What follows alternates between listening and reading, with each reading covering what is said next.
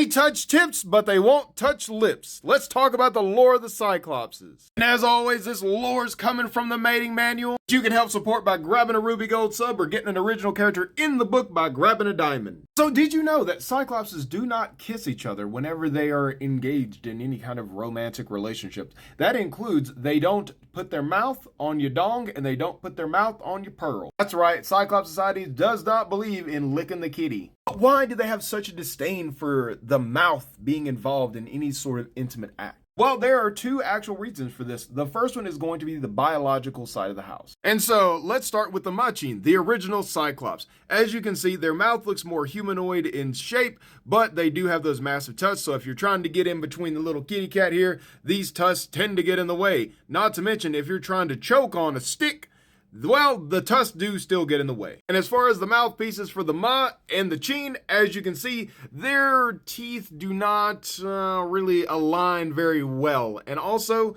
their lips are really thin. So if they do try to kiss, it's like literally banging your teeth against each other. They really don't have that cushion that lips offer. But the second reason is cultural, and it is far more interesting because back in the day, like 420 years ago, Cyclopses actually used to kind of get over the fact that they would be rubbing teeth together and did actually kiss. Did perform acts such as, you know, the Huck Tua, spit on that thing, and kitty eaters. But there was a feeler, which is a political position. Go see one of my other videos on the Cyclops Society. And this feeler was married to a Chin. And they ended up having a fight that day. But as the night went on, they kind of were still angry, but they wanted to make sure that they ended the night on a good note, so they gave a kiss to each other. But whenever they went in for the kiss, his teeth accidentally nipped her gums, and guess what? She got an infection and she died.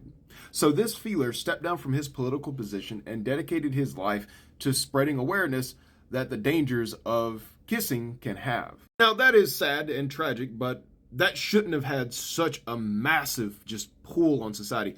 But the thing to know is that feelers are cultural in nature. They do pass things. Like there was a feeler who ended up expanding the entirety of a cut. And a cut is basically an apartment that Cyclopses live in. He virtually almost doubled the space that they live in. And that became the cultural norm. But 58 years later, there was a Machin who had a crush on a Ma. But the Ma had no interest in actually pursuing any long-term relationship because they were interested in a Chin. So the Machin ended up biting the dong of the Ma that ended up going necrotic. Now that is hilariously sad, but here's where things go downright tragic, because that Ma later went and made love to that Chin, who he had been able to heart. And hearting is basically the act of reducing the depression, if you will, of a Chin and allowing her to feel more intense emotion. And he didn't just end up depositing genetic material inside of her, he ended up depositing an infection in her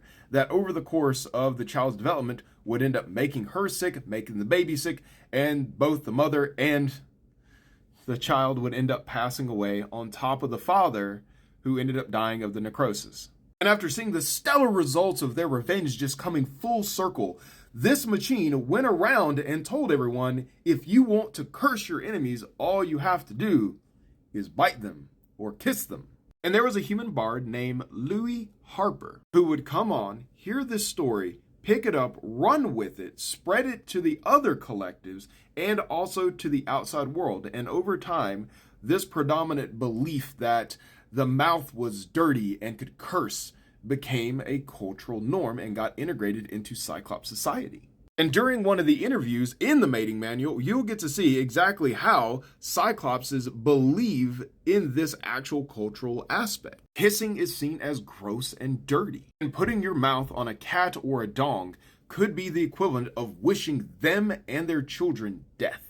But if this kind of world building gets you interested, go ahead and grab a Ruby Gold or Diamond sub and support the mating manual. Because I am already 12 pages into the lore of the Cyclopses, and I have not actually gotten to the genetic, actual reproductive side of the house, nor have I got on to the child rearing side of the house. I'm predicting their entry alone will be about 15 pages.